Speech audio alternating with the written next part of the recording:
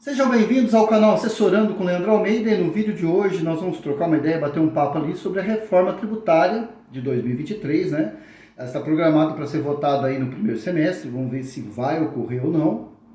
É um tema também aí, como a gente já falou no canal, é um dos temas ali que já tem décadas, né? Que o pessoal já tem discutido sobre isso, sempre surge ali uma ideia sobre o assunto. Então são três propostas de emenda à Constituição. A primeira é a 45 de 2019 da Câmara dos Deputados. Também tem a PEC 110 de 2019 e a 46 de 2022 do Senado Federal. Então vamos ver o que muda aqui. E eu quero trabalhar com a PEC 45, tá? É claro que tudo isso vai se convergir numa decisão, mas a PEC 45 ela tem uma ideia que eu acredito que seja um pouco mais melhor aplicável. Tá? A PEC 110, se eu não estou enganado, é 110, ela queria unificar 9 tributos. Então eu acho muito difícil, assim, quanto mais tributo você querer unificar em um só, eu acho que a dificuldade é muito grande. Então vamos para a PEC 45, porque ela vai querer unificar 5 tributos. Nesse sentido, o PIS, COFINS, ICMS, ISS e IPI se tornaria o Imposto sobre Bens e Serviços, o IBS. A proposta simplifica o sistema tributário, substituindo os 5 tributos pelo Imposto sobre Bens e Serviços, IBS. A proposta também cria o Imposto Seletivo Federal, que incidirá sobre bens e serviços cujo consumo se deseja desestimular, como cigarros e bebidas alcoólicas. A transição vai demorar cerca de 10 anos sem redução da carga tributária. É importante destacar aqui. Então não pense que essa reforma tributária virá para diminuir tributos. Mas é importante dizer que a reforma tributária ela irá acontecer em algum nível. Talvez não dessa forma, mas ela vai acontecer. Pela transformação de 5 tributos em um imposto, nós teríamos ali o IBS, que vai incidir sobre o consumo, né? O Imposto sobre Bens e Serviços, que já é a função do PIS, COFINS, ICMS, ISS e IPI. Já a criação do novo imposto, né, o Imposto Seletivo Federal, ele incidiria ali sobre cigarros e bebidas alcoólicas. Aí você me pergunta, a minha cerveja vai ficar mais cara então, Leandro? Não é. A sua cerveja já é mais cara. Você que fuma, você que bebe bebida alcoólica aí, já tem esses produtos mais caros, hoje, atualmente, pela atribuição do IPI. O IPI vamos dizer assim, em termos bem práticos aqui, ele regula o mercado. Então o governo ele pode usar o IPI para diminuir, para que você consuma mais, ou ele aumenta o IPI para que você seja desestimulado a comprar. Exemplo, linha branca lá de geladeira, por exemplo. Quando o governo diminui o IPI, veículo, ele diminui o IPI, tira o IPI ali para que o preço fique mais atrativo, você vai lá e compre. Com o cigarro e com a bebida alcoólica, a mesma coisa, só que o contrário. Então, não é só desestimular.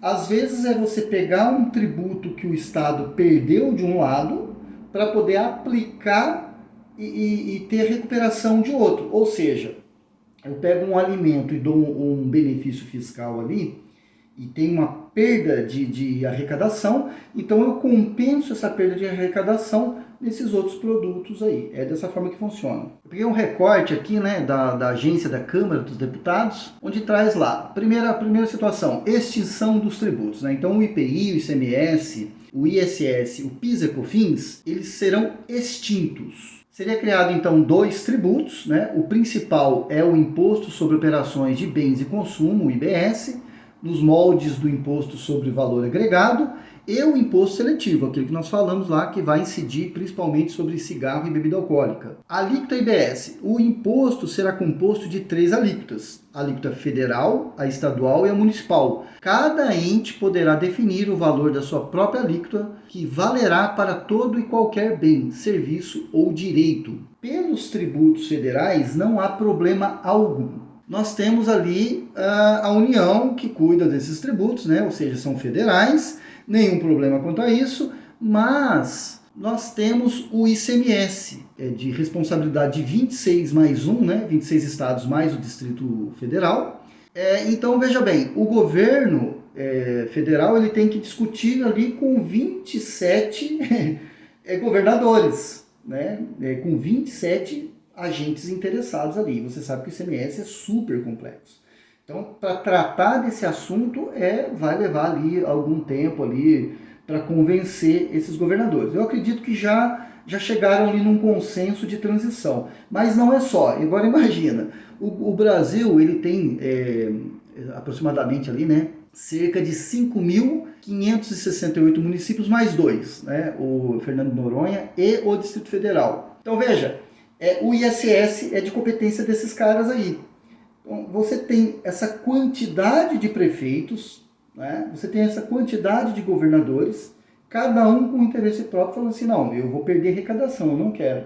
Então, o cuidado que está sendo tomado aqui é para que ninguém perca arrecadação, lógico, não vão querer, e isso vai partir de uma transição. E quais são as características do IBS? Terá caráter nacional, com alíquota formada pela soma das alíquotas federal, estaduais e municipais. Estados e municípios determinam as alíquotas por lei. Então, da mesma forma que o estado tem o regulamento, o município tem a lei ordinária dele ali, eles vão ter que se adaptar, lógico. Incidirá sobre base ampla de bens, serviços e direitos, tributando todas as utilidades destinadas ao consumo. Então, acredito assim, você tira uma nota fiscal de R$10.000, o IBS vai incidir sobre os R$10.000. Será cobrado em todas as etapas de produção e comercialização. Então, você vai ter ali desde o começo da cadeia até o final dela. Será não cumulativo. O que significa ser não cumulativo? Significa que você vai pagar lá na indústria, chegou na distribuidora, a distribuidora vai pagar de novo, não vai? Mas aí ela vai pegar o crédito anterior. Contará com um mecanismo para a devolução dos créditos acumulados pelos exportadores. Como nós tínhamos falado ali que é um crédito não cumulativo, né? Ou seja, o tributo que você paga, você recupera anterior. Como no comércio exterior você não está pagando essa tributação para mandar essa mercadoria para fora, esse crédito que você recebeu referente a essa mercadoria, você vai ter que fazer a devolução dele, você não vai poder utilizá-lo. Será assegurado crédito instantâneo ao imposto pago na aquisição de bens de capital. Isso é interessante. Então, se você adquire bens de capital, o bem de capital, o que ele é? É o bem que produz os bens de consumo, né? Uma máquina de uma indústria, enfim, são ativos, né? É o patrimônio da empresa ali.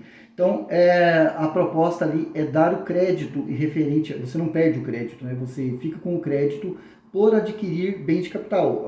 Afinal de contas, você vai adquirir aquele bem para produzir bem de consumo que incidirá o produto, o IBS, né? o imposto. Incidirá em qualquer operação de importação para consumo final ou para insumo. Então, isso já acontece.